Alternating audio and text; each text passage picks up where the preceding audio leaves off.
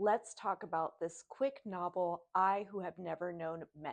This is going to be considered a speculative fiction novel that was originally published in French in the year 1995. Obviously, there's been a couple decades that have passed. You may be wondering, why is this all over your For You page? And that's because it was recently republished again in 2022.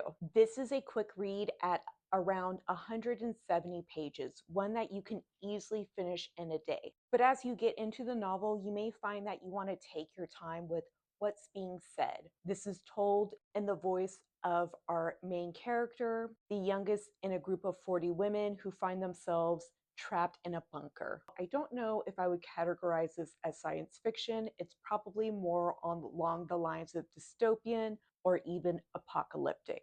This is not a story in which you're going to get answers as to why they're there or why the events happened. This is more about the people within this small setting, how they interact with one another, and how they interact with their guards. From the first page to the last, you'll find that the voice of our narrator is very poignant, memorable, philosophical, and sad. And if you're like me, you're going to find yourself gravitating to different lines throughout the book.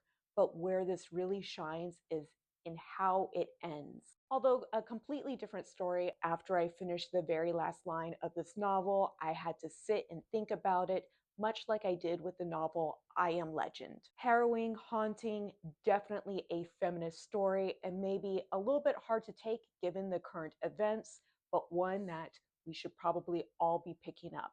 This is a book that definitely deserves all the accolades, discussions, and readers that have been gravitating towards it. And even though it took us all a few decades to get back into the brilliance of what was being said, I have a feeling that this is going to have lasting power.